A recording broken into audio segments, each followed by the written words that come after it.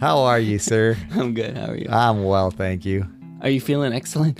I'm not necessarily I'm feeling very well. I'm good. Yes. Very well. Very good, but not excellent. I'm not sure. Yeah. Excellence is one of those words that I'll be honest. Excellence is one of those words that I struggle with. Yeah. Yeah. Is that because? Well, why is that, Mark? Give me some reasons. Well, I think of excellence in some ways like perfection. Yeah. That there is this synonymous. Yeah. That there's this point that could reach.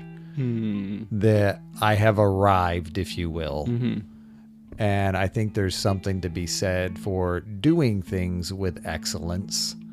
And yet, like perfection, it's like it can make what is good seem insufficient.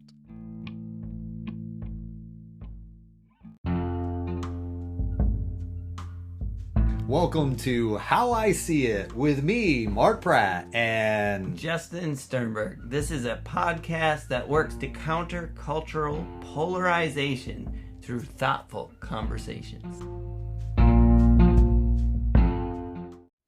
Yeah, so it's interesting what you just said in the sense that you kind of feel like excellence is something you can achieve. That's kind of what you're saying. Sure.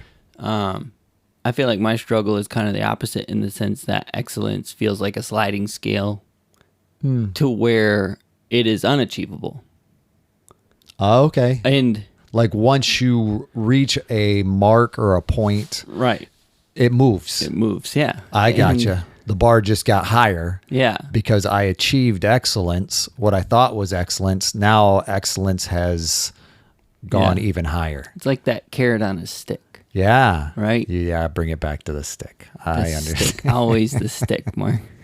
But this time there's a carrot too. So I gotcha. Yeah. But the carrot on a stick stuck to your back, right? Or whatever. So it's like always dangling in front of you and you're chasing after it, and then you think you got it, and then it's the same distance away, and you got to take a break for a minute.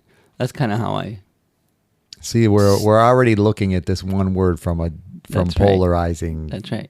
And yet we're both in the same place of like, it's a word to struggle with, or sure, triggering word, maybe. Yeah. Which here's why I think that's a little bit ironic.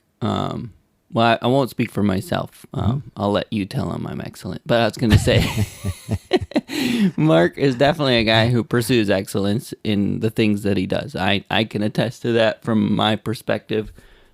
He's not going to sit on his haunches and say, well, good enough or whatever. And, we got to talk about that too. Cause I'll let you share your point of view. Yeah. Because sometimes that decision to do that is actually excellent because it's about, priorities. But again, it really comes down to the definition of excellence. Yeah. But I think of you as somebody who cares about your work and wants to do the best you can do with each thing that you're tackling, which I think is excellence. I hear you. Go ahead. Yeah, thank you. Hey, good job. I can see your head getting bigger. No, like you say. Gotta listen to that Pride episode. That's right. Right. No, that was just if you haven't listened to the Pride episode, Mark doesn't take compliments well. So his thank you is actually a very huge achievement. I would consider that excellent growth there, Mark. Thank you. But moving right along in that process, I think, excellence is going to be one of those things that is going to be viewed. And here again, you shared how you see me. I share, I would see you in that dynamic as well, based on what you do for, your job. And, I see you as the IT guy, and I think of perfection even more so because in that context, if the scripting, the stuff you do, has one error in it, it's not going to work. So, I respect. I wish that was true. Well, that's how I see it, you know. Yeah. And from a programming perspective, Yeah. you know, I'll let you finish. yeah, that's how I see it, and I extend that to you as well. And yet, I also realize that everybody is going to bring a different perspective of what excellence is, and some of that is going to be, you know, related occupationally. I think that's where we're gonna, you know, tend to view a desire for excellence. And I think, you know, some things that might be more important, like my family relationship with God, I might not necessarily put the same effort into that I do what other people might see. You follow me? It's probably far easier to be excellent or strive for excellence in the areas of occupation. Yeah. Because I think we are continually, or there is that standard Measurement. Yeah. Yes, that basically says, okay, this is what we're looking for. And I think that's simpler to be able to achieve. And yet at the same time, that's not always, you know, where our best energy, should, you know, it's not always where our best energy, that's not always our best priority. Yeah. In that, where my energy goes. And I think for me, excellence and energy kind of relate to one another. Because I think it takes a certain amount of energy to achieve excellence. And sometimes the difference is, well, I just don't want to put that much effort into it. Yeah. Yeah. As you were talking about occupation and measurement, it kind of made me think about how someone, or often, and people like me in particular who care about approval, we optimize for approval. So we're going to, you know, excellence, we're going to pursue, you know, and this is something I have tried to mature in, right? But like work towards demonstrating excellence where the measurement happens and not so much where it doesn't, which is why I would get my priorities out of whack sometimes and optimize for that approval instead of, like, for instance, my family is, to me, my most important job, but sometimes I forget that, you know, to the degree where I'm optimizing for the approval of others. And exactly. Putting my excellence somewhere where, you know. Yeah. Yeah. Where, yeah. So I think go ahead. In a place where we desire affirmation. Yeah. That's where we can see the measurement numbers, and it's much clearer, right? So it's like, okay, today I got to win. It's easy to quantify. Yeah. Yes. Yeah. Yeah. I think, it's a good one. Quantification and excellence, you know, I think often can go hand in hand. Agreed. In that pursuit. Yeah. Sure. It's good. And I think there's that point where, you know, personality will come into play. I think, you know, when you were sharing your aspect of approval, you know, your desire for approval, I think of, you know, as we've talked about before, the love styles, you know, the pleaser, you know, that person that just wants to be able to get it right, do it right, you know, so that they are viewed as pleasing. Yeah. I think at times it is more difficult for that personality style, you know, to wrestle with excellence, because I think it is that moving carrot type thing. You know, it's like, well, I did it the way you wanted it done, you know, but it still wasn't good enough. Yeah. Yeah. And the moving carrot thing a lot of times is from others, but also a lot of times it's from ourselves, where it feels like, oh, if I achieved that, it must not be hard enough. Almost like, so that carrot continues to stay stuck to your own back. So every time you move, you kind of move your own goal. Sure. You know, because it's like, well, that wasn't good enough or whatever. I think, because I do think some people are self-driven in that way, to where that becomes a problem. Sure. Where it's never good enough. And actually, you know, it's a stick in the sense that it can be problematic in someone's life, but it can also drive them to excellence, where they're truly outstanding in their field, whatever that is. You know what I mean? Yep. Yeah. So help me understand from your perspective the difference between excellence and perfection. Yeah, so that's a good one. So, because like you said, they're kind of become synonymous. Uh-huh. Where I think the reason they feel connected is because perfection is without flaw, Yeah. and excellence is a moving target. So in order to feel like you achieved excellence, you have to be able to say there can be nothing better, right? Therefore, excellence, that moving carrot in front of you hits a wall of perfection and you can catch it now, Wow. Okay. right? Yeah, no, I see it differently. I see Okay. I see excellence as a 95, 98, whereas perfection is the 100. Well, no, I agree with you. Oh, okay. I guess what I'm saying is, I think we journey through excellence to get to perfection. yeah, I But- agree with that. I guess, yeah. Go ahead. No, it's okay. But I think, there again, we're not going to always achieve perfection. Yeah. And so Yeah. that's the difficult Yeah. part. And where is it to the point of, and I think this is part of the wrestling for many people as well. It's like, well, if I can't get there, or if I see myself as being unable to get there, there's no use bothering. Mm-hmm.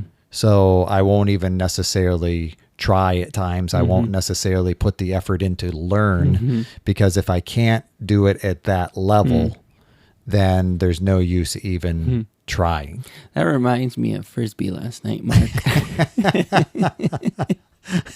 How so, Justin?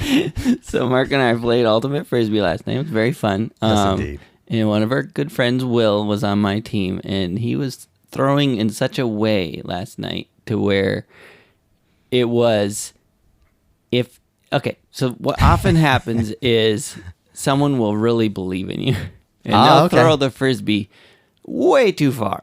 Sure. And you look at it and you go, nope, right? Sure. You make And- that instant judgment. Right. I And gotcha. it's just like, kind of like what you're saying. Well, I can't reach there, so I'm just going to stop here.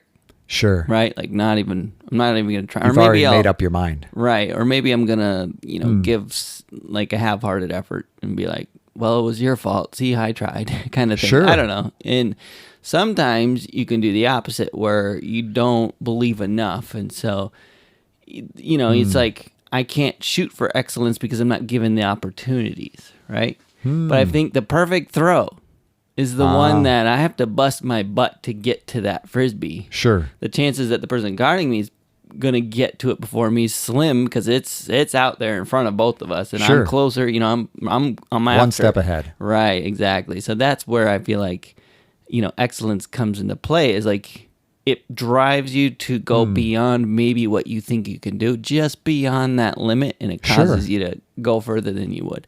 And I feel like that can be a good motivation for excellence. But I do think you're right. Sometimes we put those standards so far out in front of a person to where they either don't try or they give it, kind of half-hearted effort and go, well, look how far I came and look how far you threw it. Like clearly you're the one at fault here. You know what I mean? No, I hear you. I don't know. It just made me think about It made me Frisbee. think of, as you were describing that, it makes me think about good goals. Yeah. I think, yeah. goals do tend to help motivate us. Yeah. But too lofty of a goal is debilitating as Yeah. well, because it's like, no, Discouraging. discouraging. Yeah. Yes, that's a better word. But being able to recognize, okay, yeah. And I think it's interesting because when I think of, excellence, perfection, typically for me, certain people come to mind. People that I respect in their, occupational world, or, and granted, sometimes when I think of, perfection, I think of, people will quite often use, the terminology OCD, that kind of thing. And it's interesting as we're having this topic, how many different people will tend to come to mind in that process that I might respect from an excellence, and then others that I think, from my perspective, get caught up in, trying to be perfectionistic, having certain things just certain ways. Mm-hmm. And it's like that effort from my perspective can seem futile. Mm-hmm. As in a striving for perfection to where nothing can be out of order. Yeah. You know, and it's just, it's funny how this topic is just bringing a multitude of thoughts to mind. And in that process, people, circumstances. Yeah. It's interesting how it is, you know, I think another part that comes to mind is basically, you know, the CR dynamic of being able to recognize, no, we're just because I think so often excellence or perfection can be masks we wear. Yeah. You follow me in that desire to do the things in an attempt to be bulletproof. Yes. Yeah. Whereas, you know, CR, that safe place, you come as you are, you're there, you know, you don't have to have that armor on, if you will, that says, okay, I'm bulletproof and I'll show up and I'll do my duty. And then I go home recognizing, nah, I'm not that person, or I may not be that person that everybody thinks I am. Mm-hmm. I think that's a real struggle at times. And that's where, because, you know, it's not that people won't have, well, just like you shared about myself, even, you know, it's like, not sure I fully agree with that. And yet that's where you come from. That's your perspective. And in that you can say, I'm wondering, you know, if other people, or to the degree other people see you as that way, can make it seem like, okay, they just don't know me like I know myself, even though that includes my perspective of myself. Yeah. And I think that becomes the wrestling as well, part of the wrestling. Does that make sense? It does make sense. Okay. It makes a lot of sense. I think, again, excellence is such a squishy topic, right? So it's like, one person's perception of excellence could be another person's perception of incompetence or missing the mark or whatever. So that's another thing where a lot of high performers, someone will say, I've never seen someone be better at that than you. Or, you know, they'll get a lot and they'll just be like, you have no idea. This is terrible. You know what I mean? Yeah. And that's like a Tiger Woods. Like, no one's going to compliment him because he's inner critic is already saying, no, you don't understand. It's not anything like you thought it. Like, you're wrong. You know what I mean? And so I feel like that's one thing about excellence is it's a squishy topic too. And I also say, like, excellence, the pursuit of excellence can become debilitating. I like what you said, to the degree. I don't know if debilitating isn't what I'm going for. It can become a labyrinth. Okay. So you're never going to reach the exit because you're lost in this labyrinth of excellence, and you're I got to fix that imperfection. And it's like, you look to your life, oh, I got to fix that imperfection. And so I also think, you know, because I kind of hear what you're saying about even your own perception of yourself, Mark.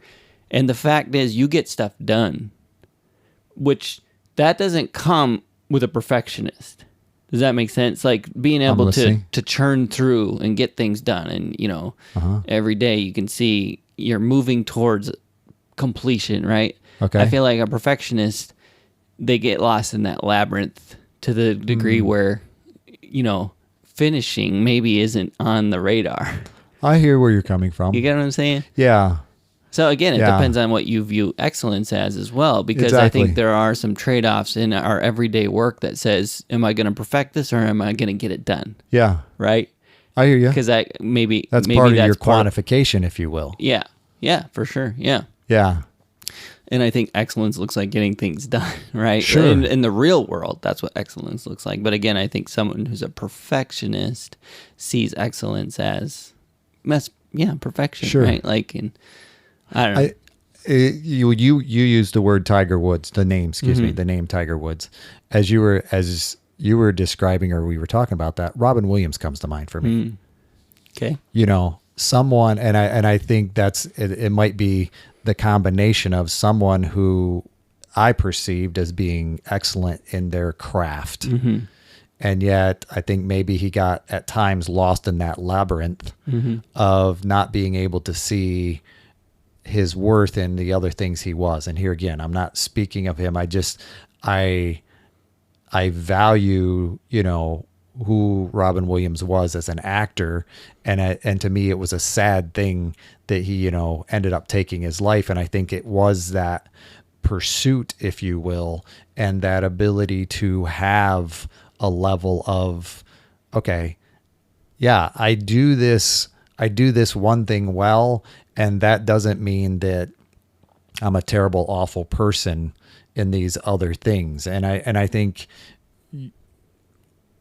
as you were describing that dynamic, that came to mind for me. And I think at times, and you can speak to this maybe as well, when we have such lofty dynamics, that the labyrinth that you refer to can lead to that depression, disappointment. Mm-hmm. It's like, so I think that's another, Mm-hmm. I'm just thinking about that excellence and how it can be Yeah. difficult. I really like what you're saying about excellence being that 98, percent kind of thing. And I think that's really something we should all embrace. But again, I think it gets lost and we translate it for perfection, or sometimes we think of excellence as the 101, like the extra credit, sure. right? And it's like went above and beyond. That's excellent. And Yeah. so that can be getting lost in that pursuit of, well, I have to go above what's expected in order to be excellent, which is I think can become problematic. But when you think about that pursuit of excellence and people who are at the top, Robin Williams being an example, Sure. the stamina it's required to stay at the top is unbelievable. Like people who aren't at the top cannot understand the amount of effort it takes to stay at the, king of the hill, right? Sure. And I think I can think of Tiger Woods again, like how long he's been on the top and how long he's been clawing to stay at the top. Like he gets in this major accident, Sure. breaks things, whatever, and now he's clawed his way back to the top. And you gotta imagine it's just so draining. And then you can also see how it takes everything in him to stay there to the degree where he doesn't have much left to maintain his family and some of those dynamics where he's had issues relationally, some pretty significant ones that tend to get kind of forgotten about as he claws back to the top of excellence in the world of golf. But I think just the amount, going back to your term energy, the amount of energy it takes to stay at the top of a thing is more, so much more than the amount of energy it takes to stay two rungs below that ladder. Sure. Right? And it's like, well, they're not that far, so it can't be that much. No, you don't understand. Every rung closer to the top, right, is going to be that exponentially harder. Sure. And so I think of Robin Williams too, like your example, like you're only going to, no matter how good you are, Right. Tiger Woods, right? Sure. Michael Jordan, Robin Williams, you cannot stay at the top forever. You can't, because you're going to die for one. Right, like there's a natural limit to your abilities, but the off chance, like I should say, if you started at the top young, the chances that you're going to stay at the top the rest of your life are pretty slim. So what do you do once you slip down those rungs? Is that who you were? And I feel like in a lot of cases you start to see how lives crumble when that's no longer something they can claim.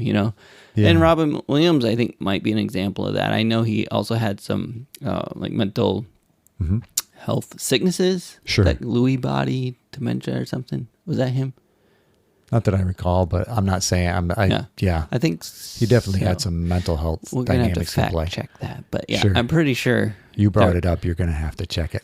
Just kidding. You want me to look right now? I will. No. You can. I mean, I'm okay either way. I don't want to say that if it's not true. But I think we're saying we're not sure. That it might be him. Yeah. But anyway, the point is, in his life, I can see how staying at the top became, impossible, and he kind of slipped down, and then that became something that was hard to not see on a daily basis. I'm no longer up there, and I want to be maybe. Where again, you see someone like Tiger Woods was like probably to be healthy, he could have slipped from the top by now, and maybe a few times he has, but he just always has to climb right back up there to the degree where, I don't know, it kind of just like, I admire it, but I also feel like maybe not the healthiest individual. So let's bring this back to a personal dynamic then. Sure. Do you, other than the ultimate frisbee, do you have an area that you might be striving to put too much energy in excellence? Do you have an area where you might be, maybe you're operating at the 98, but maybe that needs to adjust some? Yeah, I think I think that reminds me of like Andy Stanley choosing to cheat. Yes. That's kind of that process that comes to mind. Yeah. And just go ahead and clarify that. Yeah. Catch the Linda up. Our listener, Linda. If you don't know. Choosing to Cheat, I think it was a book, but it's definitely a sermon by Andy Stanley, is this idea that if you're going to cheat somewhere, you cheat the ministry, not your family. That was like one of his primary, points is a lot of times prioritizing. Right. In the prioritizing we do. Yep. Yes. And he was saying a lot of ministers fail in the sense that they prioritize the ministry over their family and therefore lose their family or whatever. Sure. Right. And so his concept of choosing to cheat is really about just priorities and learning how to prioritize the right things over the things that feel like the right things. Sure. Right. And that's where my question to you comes from. Is like, is there an area that, you might be in your personal dynamic putting more energy than you need to in that pursuit of excellence for someone else? Yeah. So yes, I've struggled with that my whole life. The thing is, I have a natural limit that kicks in called depression. Okay. So what I find is when I pursue excellence, and when I say excellence, I mean the perfection version of excellence. Sure.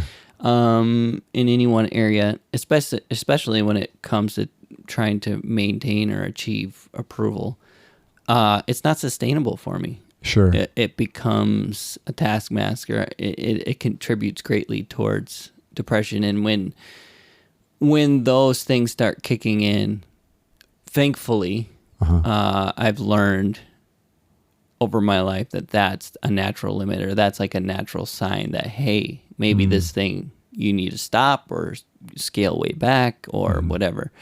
And so I've had periods of that in my life. I think I've talked about this before, but for a while I was leading the Celebrate Recovery ministry at our church, and recognized that pursuit of excellence there took more out of me than I eventually had.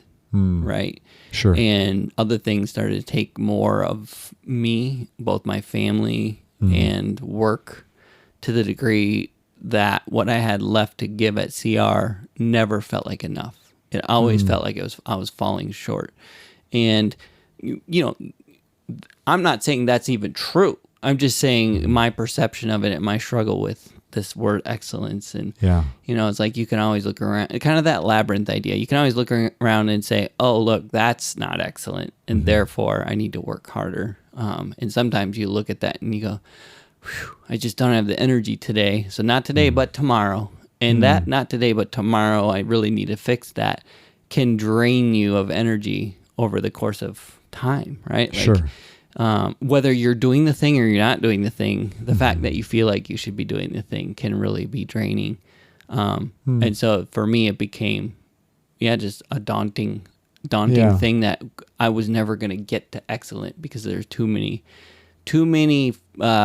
cracks where excellence was leaking out. I gotcha. And so it's like, I no longer had this idea that I could reach excellence. It was more like, we're losing excellence. I'm getting further from excellence because of these cracks leaking. And again, very much a perception thing and a subjective thing. Because I think, I would hope you could look at the ministry outside and say, no, it was great. It's doing great. Sure. Like it's healthy. It's whatever. It had more to do with me and my view. So that's kind of a long-winded answer. I also wanted to talk about code and programming, because you did mention. Yeah, Go ahead. I mean, your idea is like it's perfection or not. It's 1 or it's 0. It's working or it's not. I gotcha. I would say it's more like building a house. Okay. Right? Like you can build a house 100,000 ways, right? And when it's up and constructed and you drive by, it can look, that's done. That's complete. It looks good. Okay. It is excellent, right? Okay. And you would know as a builder, like just because something looks done and complete and perfect from the outside doesn't mean it works correctly or it's going to stand the test of time. Or, you walk in the front door and it like blocks the kitchen. Like you can't get to the kitchen or whatever. Gotcha. Sure. Sure. It's like weird choices where you're like, it worked in this one case. Sure. You walk in the front door and the front door works. You can get in, but then you realize, well, what if someone's in that room? They can't get out now. Yeah. Whatever. You know what I mean? Like Right. some of those things that require experience and design and, things like that, start to break down over time or in certain uses that weren't considered in the beginning. Right? Sure. Or something can be under-engineered and start to fall apart over a little bit of use, right? Or something can be over-engineered to where it's like, hey, we want to replace this hardwood floor we want to replace this carpet with hardwood or whatever. And you start to try and pull the carpet up and it's got a cajillion staples or, Sure. you think about those cases where something is over nailed or whatever, Sure. right?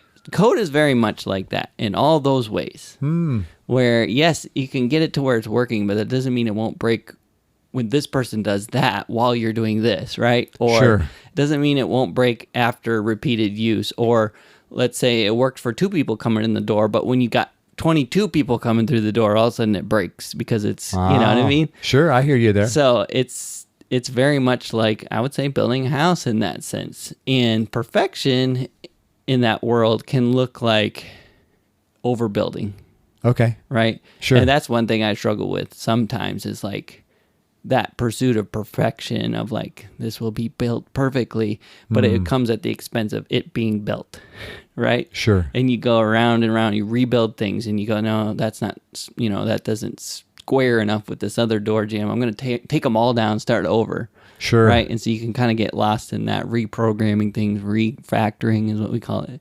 Okay. You can get stuck in that loop of refactoring. Yeah. And gotcha. there's been many times in my career where I just get lost in that. And yet,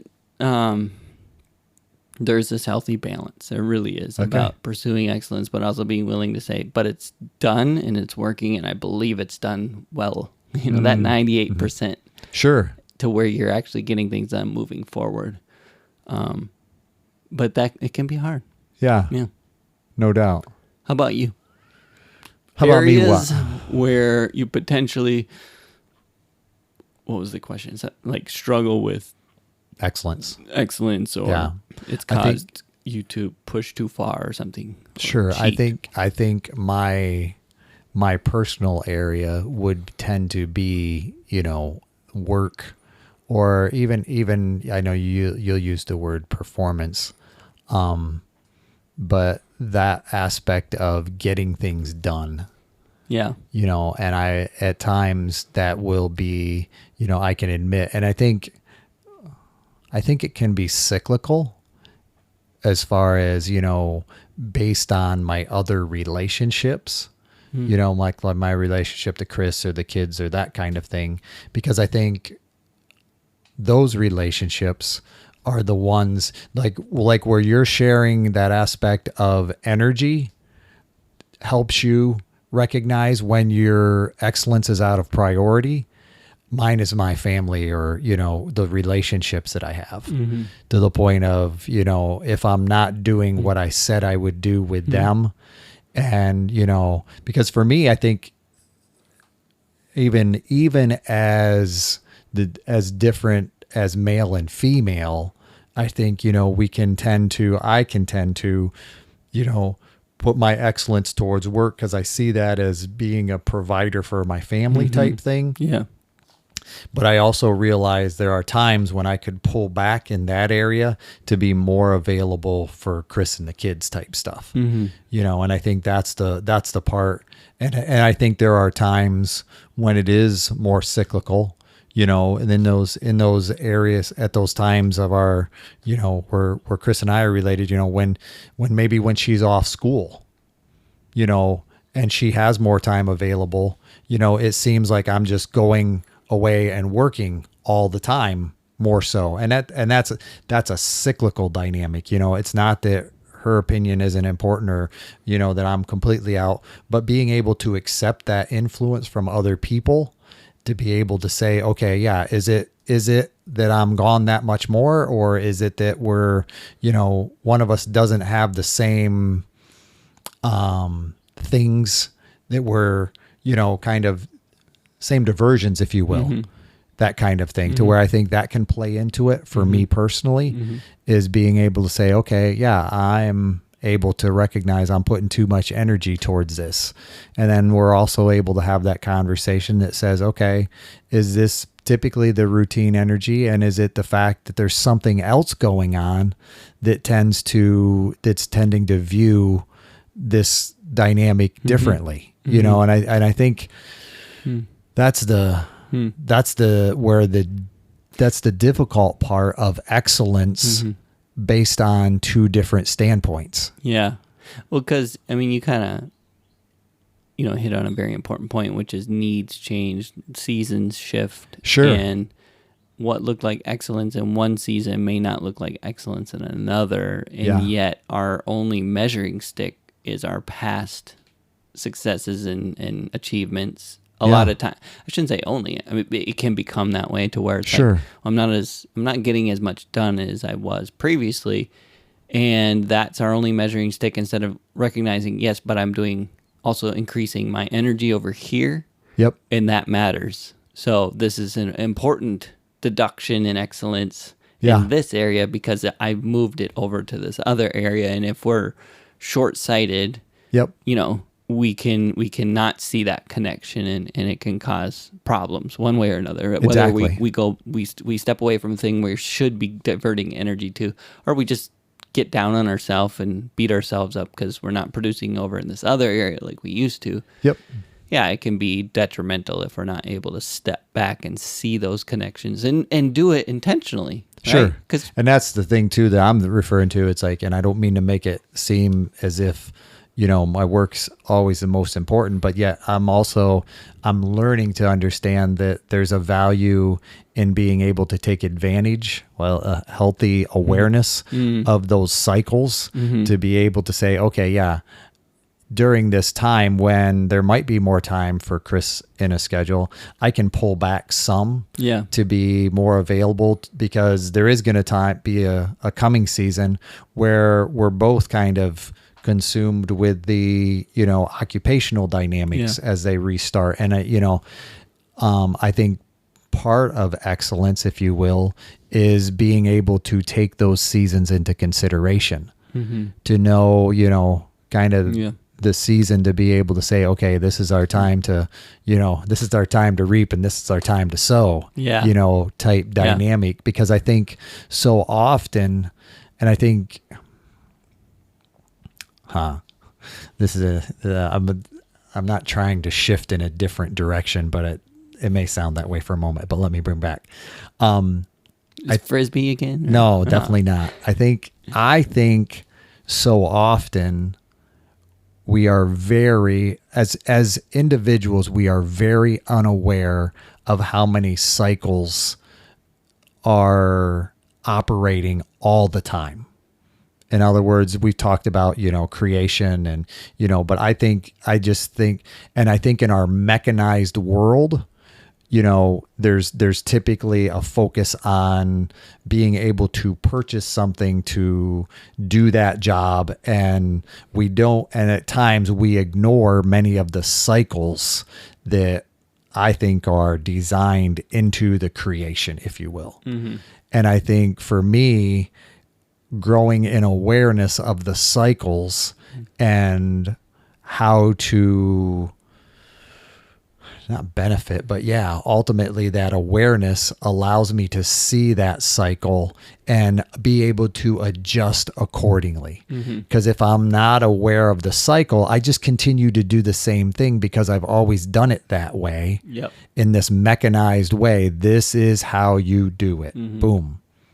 And I think there is a part of excellence that's aware of the cycles and the changes. And because I guess it's just that's a passion for me, that being able to identify like life cycle stages and all the things that happen with that, because like you said, there's going to come a day when we're going to die.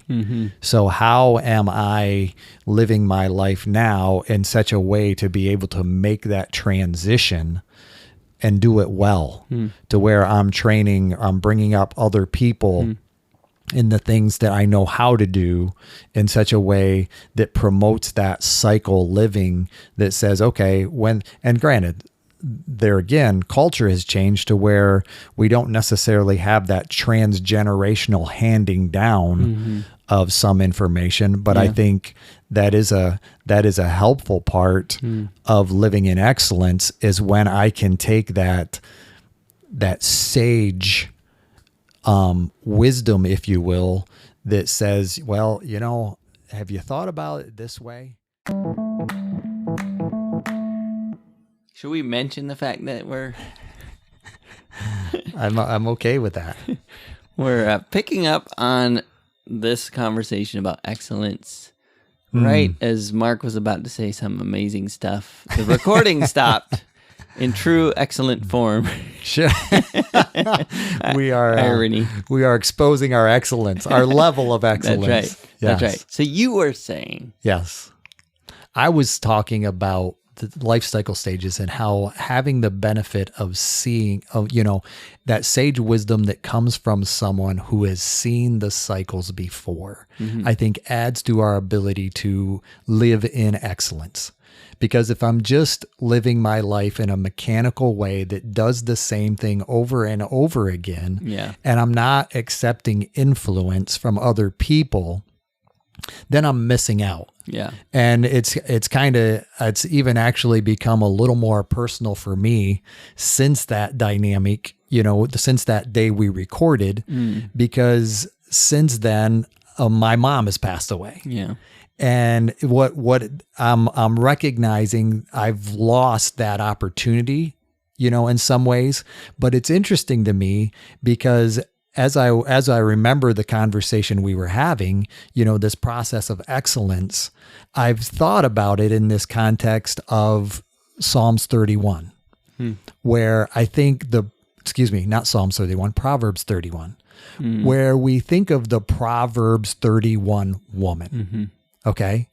And that in and of itself has become a representation of what excellence is, because here's this woman out here, that everyone should, follow after, that's the goal, if you will. And as I'm thinking about that, rethinking that, the actual, proverb talks out, who can find an excellent wife. Okay.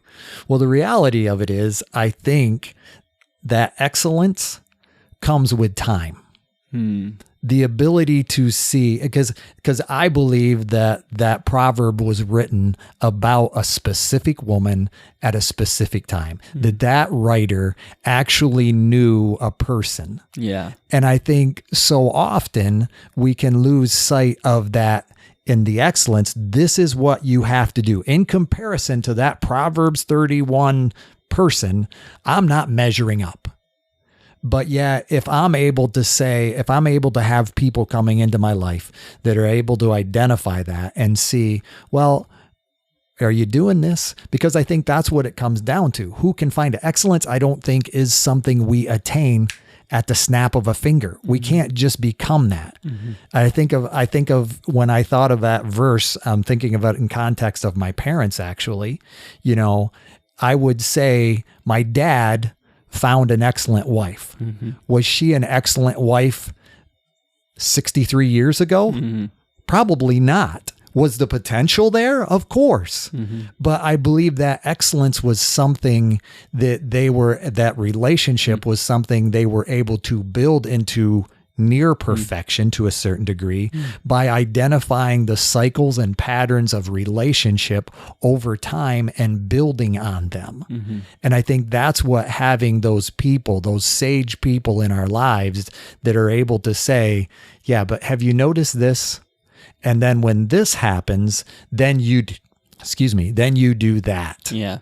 And I think that's where, and I think we can get lost in trying to attain that upper excellence instantaneously and not allowing it to be a process of just living in daily obedience. Yeah. And I think that's where that, if you will, over time, and I think, there again, culturally, as we've become a little more divided, we've lost that ability to have that sage influence in our lives. And I think we miss out on the ability to walk in excellence every day by talking with God first and saying, okay, what would you have me to do? Yeah. Not looking at other people saying, okay, that's what excellence looks like. Or my past output. Yes. Yeah. Yes. Yeah. Not allowing that to, here again, when we go too far forward, I believe we're in God's territory, and we go too far backwards, I believe we're in God's territory. We have to recognize we can't change the past and we can't control the future.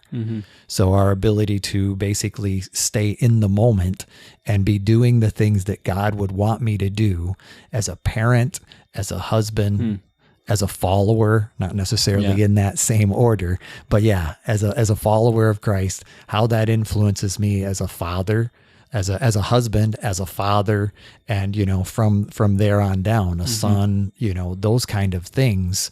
It's just, that's when I'm thinking about that. I think we can get lost in trying to make everything excellent right now. Does that make sense? Yeah. Yeah, I feel like there's maybe a crossover between wisdom and true excellence, right? So a lot of this episode is basically talking about our conflation of excellence with perfectionism. Sure. When I think we'd be best off to conflate it with wisdom. Sure. Right? To say excellence looks like wisdom. Yep. Because wisdom tells you the right thing to be doing at the right time. Yes. And Proverbs 31 woman comes out of Proverbs, the wisdom book, right? It follows up with excellence. And I do believe as you operate in wisdom, excellence will follow you. Sure. But it's not the goal. It's not the thing, the carrot in front of you. Exactly. Right? And I think that's your point, is like we should be about doing the things we should be about doing. Yes. In the context of what God's called us to do on a daily basis. And some days, I mean, we just re-released the white blank page. Yes. Right? Yes. The Encore. Yeah. But as I think about that applies to this in the sense that we need to reset. We need to blank that page and start over and think about, what does excellence really look like? Because I thought it was going to look like this. Yeah. Building the barns, the storage for my, like using that example that the Bible talks about. This guy, this rich guy who had all these plans for building. God basically said, you don't have... that's out of your control. That's whatever that, but like, that's what I thought it was when I started this week. But right now it feels like all that's going awry. What does true excellence look like for me this week? I think maybe it looks like focusing my attention on, my children who just went back to school and they're maybe struggling. They're not, but like maybe they're struggling or whatever. And it's like, that's where excellence has shifted to this week. Sure. And I think we can even recognize part of excellence, if we want to include wisdom, is also intentionality. Yeah. That ability to be aware and say, okay, what is it this week? Not in a reactive sense, but in a proactive sense. Yeah. That says, okay, this shift is coming. I'm aware of this, and I'm willing to have the preemptive conversation, even if you will, to be able to say, hey, this is coming up. how are you feeling? And then when we're there, it's like, hey, how's it going? That kind of thing. And I think that's the part of us when we're in that authentic space to be able to live that way, because as I'm reading about this, probably, there's different parts where, ships and food and, and it's like, I think every person, and definitely every woman, has those characteristics. And it's just a matter of broadening that dynamic over a lifetime. As I'm thinking about that in the context of eulogizing my mom, all of these different things come to mind. Yeah. And I'm recognizing they are, laudable. Yeah. And yet I'm also recognizing that's not likely who my dad married. Yeah. I know it's not who my dad married 63 years ago. That kind of thing. So that's where that thought of excellence and the sage and, because I do think, so much that it reminds me, I hope I didn't mention it in the first part, but it reminds me of that country song where the guy talks about, I hear voices. And it's basically, I hear my grandfather say, I hear my dad say, I hear voices all the time. It's not it's not a mental health issue, but it's the fact that I have these sage, thoughts that go through my mind, don't do this, do that. Yeah. And I think when God is that voice, and when I'm walking in obedience, I think the excellence, if you will, follows over a lifetime. Yeah. So then you could also say wisdom. The excellence we're defining is closer to wisdom, closer to maturity. Yes. Right? In the excellence that's attained through maturing, and maturing is not a process that can be expedited. Yes, right? I agree. It very comes much. with what it comes with. Like a seed. Yes. And today, maybe your version of excellence is not your ultimate excellent standpoint, but it is what you have today. But trusting the process of maturity. Yes. And that comes with that daily review of, Yeah. Yeah. And being What able, can I and I learn? think when we started the podcast, when we did, I think we were talking about, the context of excellence and perfection, Yeah. And recognizing there's only ever been one perfect person, Right. And so therefore my desire to attain perfection is competing is futile, Yeah. That too. And yet there is that process of being able to say, okay, am I gonna live today to its fullest? And am I gonna, make the most of the opportunities I have? Mm-hmm. Sure. But yet I'm going to trust God for the difference versus my ability to, say, okay, I'm going to get there today. Yeah. It's going to happen today. Yeah. And I think that's where, I think as I'm sharing on that, I'm reminded of that scripture that talks about, these guys say, hey, we're going to go to this town and we're going to do this. And it's like, no, you guys just don't get it. You can't be guaranteed what tomorrow says. So, don't go there. Yeah. Yeah. Yeah. It's kind of like your guy with the barn, same context. Yeah. I know what's going to happen. Yeah. No. Yeah. Today's what I get. Today's what I need to live in all, authentic relationship with Christ in such a way that I'm doing what he would call me to do. And that's where we get, if the good Lord wills and the creek don't rise. There you go. I like your use of the word creek. I'm almost having to challenge myself to say it that same way. Yeah. But over much learning. I only say it in that specific phrase. Oh yeah. Yeah. Otherwise it's creek. That used to be the way I said it all the time. Creek. Oh yeah. That's Pennsylvania. Yeah. Oh yeah. That was I thought that was a southern thing. No, that was I would say that. I would say crick. Yeah. My family will pick on me. There's a few words that I have learned to re-say. And crick me to too. creek would be one of them. Boat is one for me. Parlor is one. And I still have to say it. I still have to enunciate. Parlor. Yeah, I have to watch how it's because I'll say it differently. That's my transition. Yeah, well, Part yeah. of my transition. Yes, to in excellence. growth. That's Yes. right. That's right. Yes. You say parlor correctly. Yeah. That's part of excellence. Yeah. You said that very well, by the way. well, Yes. thank you. I mean, If now I could say it quite like that, I'd be happy.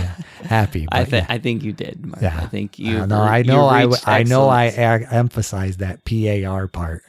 Yeah, very much to where. Yeah. It felt excellent. Well, thank you. To me, the way you said it. So thanks for how I saw it. That's anyway. right, and I appreciate the reminder for the wrap up, and I think I do think that was a good, intentional, unintentional, but it was a good reminder that we don't have to necessarily walk in excellence. That's right. On a daily basis. I mean, and also a good reminder that sometimes the creek rises. Yes, it does. The recording stops. That's right.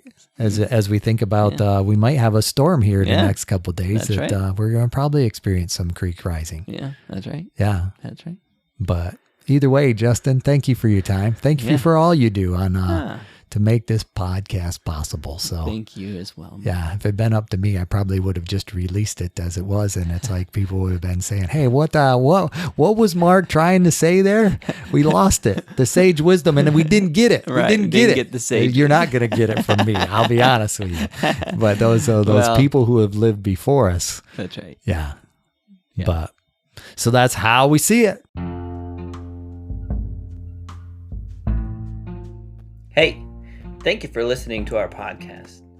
If you like how I see it, please do all the things that podcasts tell you to do. Subscribe, rate, review, follow us, and or talk nicely about us on social media. If you want to reach out, the email is us@howiseeit.click. Yep, I said .click, as in .click. Please tell your friends about this show, and we'll see you on the next one.